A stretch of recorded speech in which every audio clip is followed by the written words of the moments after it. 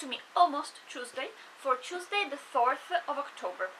So change of setting, because I wanted to show you the aquariums. Here behind my back there are 3 of them, because they have the fault for me not crafting much this week. The one on my back are 2 marine aquariums.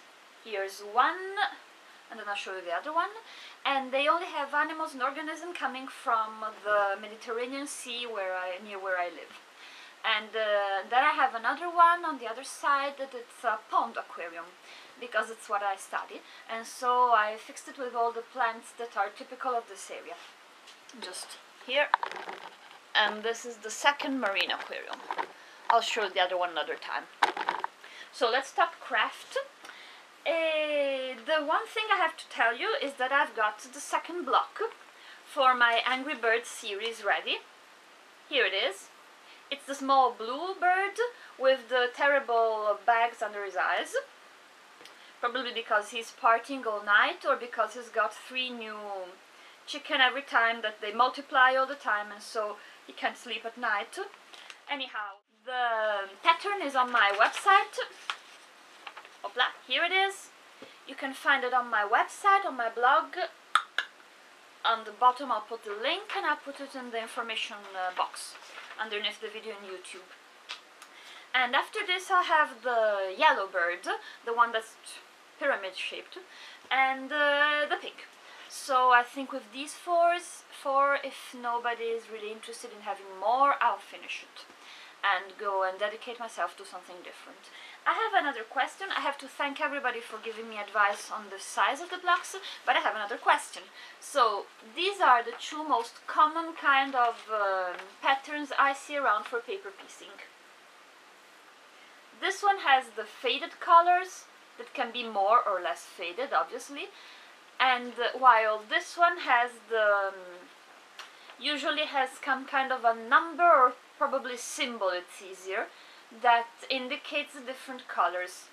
For sewing, I have to admit I prefer this kind, because the faded colors sometimes giving me difficulties when I have to sew, when they have very small pieces. In fact, I made an error while sewing the block I've drawn, so I can imagine that it's a very common mistake. I usually prefer using this kind. It's not maybe so straightforward as this one, where you already have an idea of how many colors are there, but I think that maybe having the small one with the colors, just for a reference, and this one with the symbols, it would be easier. So tell me what you think about it. I've seen that in Fandom and Stitches almost all of the patterns are in this faded color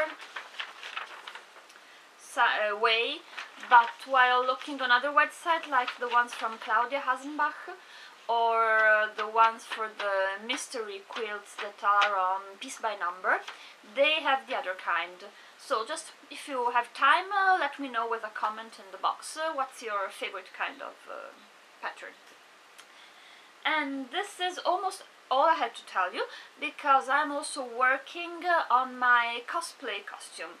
I've never had a cosplay before, but this year my older nephew, he's 13, he's very fond of cosplaying, and he really wanted to go to the biggest reunion in Italy, that it's in Lucca. It's in Tuscany, near Pisa, the one with the leaning tower.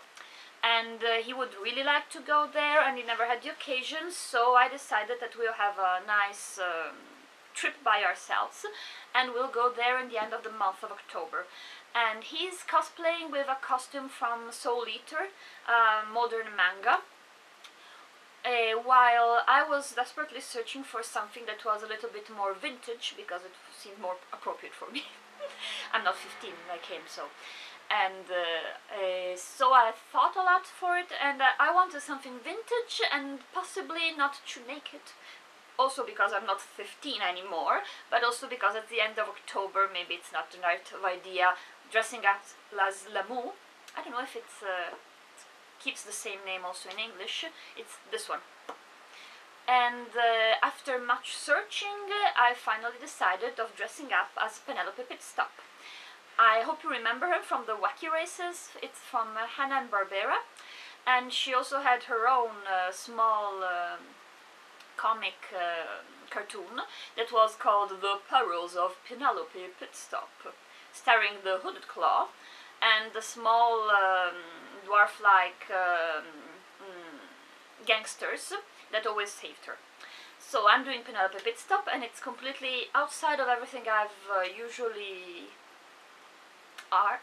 It's completely different from me because she's dressed in pink and she's always has a perfect makeup, and she's got very long blonde hair and high heels.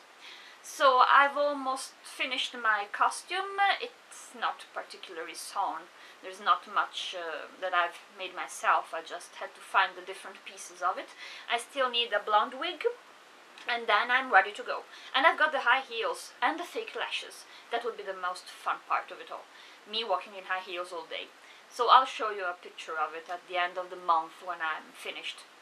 I think this is all for this week. I'm terribly thrilled, waiting for the new project on Fandom in Stitches, There and Back Again.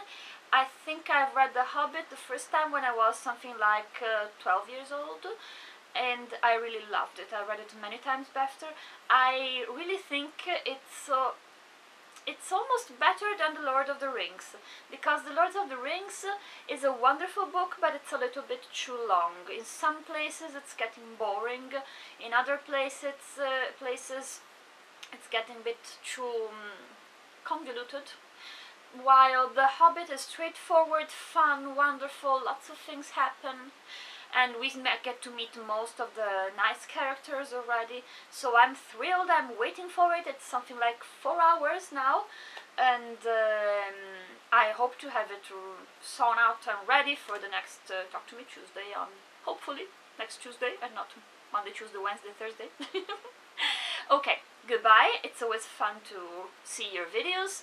I hope you have a nice week, and we'll see you next week. Goodbye. One more thing. I'll put at the end of the video some footage taken in a couple of shops that are in Austria. Trieste is very near to the boundary with Slovenia on one side and Austria on the other side, and so it's frequent for us to go and hop on one place or the other. And in Austria there is a town called Villach, that it's the biggest town near the boundary with Italy, on this side at least of the boundary. And it's nice because it also has a couple of craft shops. So I'll put some footage in the end. If you're interested, you can have a look at what's the stuff that we can find in these places. And this time it's really all. Goodbye!